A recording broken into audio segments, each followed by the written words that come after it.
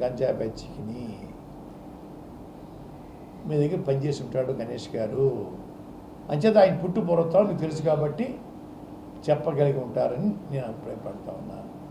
సమాధానం చెప్పండి అయ్యా గణేష్ గారికి పవన్ గారు మీ ఇష్టం వచ్చిన మాట్లాడితే మేము పడ్డానికి మీకు సంబంధం ఏంటి? మమ్మల్ని ఎందుకు అనాలి? మీకు మాకు సంబంధం ఏంటి? మీ మోచేతికి నీళ్ళు దాకా బతుకుతున్నామా? మీ ఇష్టేటా ఇది?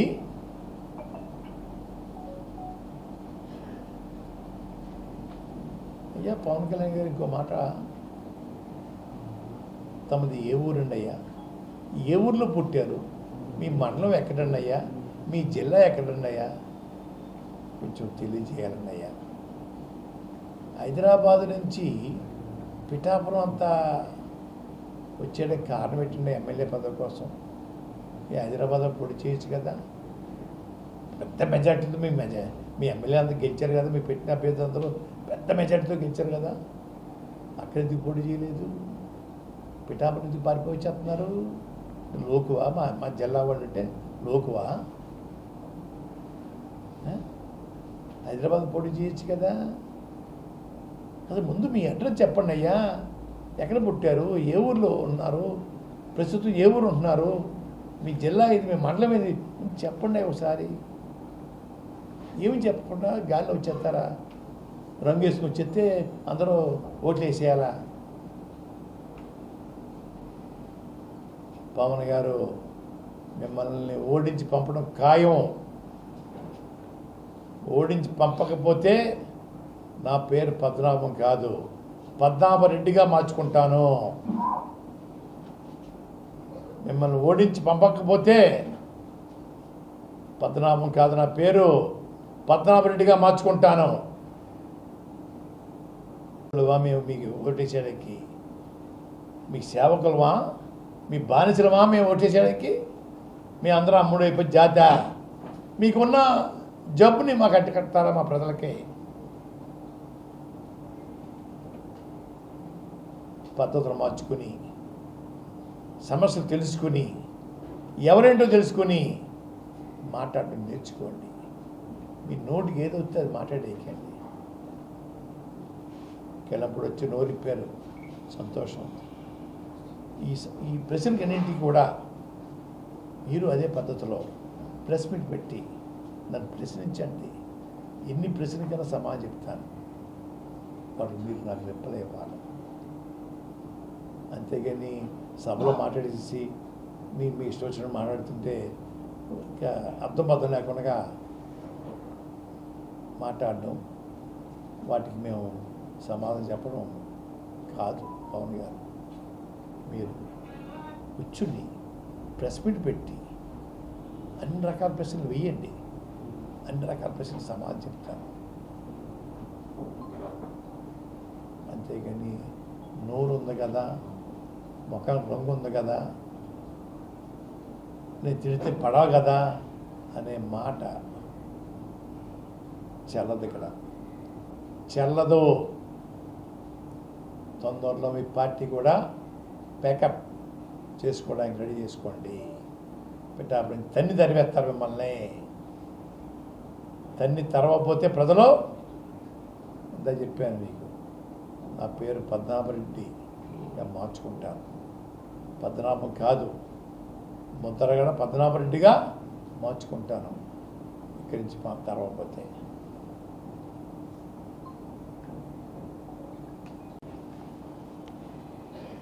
ప్రత్యేక జైలు కట్టిస్తానని చెప్పేసి ప్రధాని గారిని ఒప్పిస్తాను, ప్రధానమంత్రి గారు అన్నారు. ప్రత్యేక జైలు మీ చంద్రబాబు నాయుడు గారి కోసమా అడుగుతూ ఉన్నారు. అంత పలుకుబడే ప్రధానమంత్రి గారి దగ్గర ఉంటే ప్రత్యేకవాద ఎందుకు తేలేకపోయారు?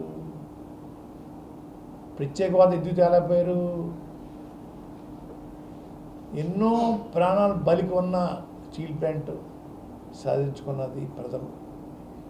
అది ప్రైవేట్ చేస్తుంటే ఎందుకు ఆపలేకపోతున్నారు? రైతులు చిరకాల కోరిక పోలవరం ప్రాజెక్టుని కేంద్రమే నిర్మించాలని చెప్పి ఎందుకు అనలేకపోతున్నారు? పొత్తు కోసం, కూటమి కోసం కాలు పెట్టుకున్నారా? దీనికి ఎందుకు కాలు పెట్టుకోరు? ఈ ప్రథమ సంవత్సరం అండి, ఈ ప్రత్యేక హోదా, పోలవరం, విశాఖ స్టీల్ ప్లాంటు, ఈ 3 అంశాలు ప్రజల తాలూకా సమస్యలండి. వీటి మీద దృష్టి పెట్టండి. మీ చేతనైతే దమ్ముంటే, అంతేగాని కూటమికి కాలు పెట్టుకున్నాను ఎందుక మాటలు? మీ పలుకుబడి ఏమాత్రం ఉందో చూపించండి అయ్యా. రెండోది, పదే మా రిజర్వేషన్ గురించి చెప్తా ఉన్నారు కదా. బీజేపీ ప్రభుత్వం మీ జేబులో ఉందంటున్నారు, చంద్రబాబు నాయుడు గారు మీ జేబులో ఉన్నారు. నన్ను అడిగే బదులు మీరు చేయించవచ్చు కదా. మీ 5 నిమిషాలు అయిపోద్ది రిజర్వేషన్. ఇంచేపు నా మీద దాడి చేయడమేనా? మీ చేసే సత్తా లేదా? చేయించలేరా? చేయించలేనప్పుడు ఈ ప్రగల్భాలు ఎందుకండి? మీ జేబులో ఉంది కదా బీజేపీ, మీ జేబులో ఉన్న చంద్రబాబు నాయుడు గారు. మీ దయతోటే మోడీ గారు భారత ప్రధాని 2 సార్లు అయిపోయారు. మీ దయతోటే 2 సార్లు అయ్యారు భారత ప్రధాని. ఎందుకు ఈ మాటలు బాబు?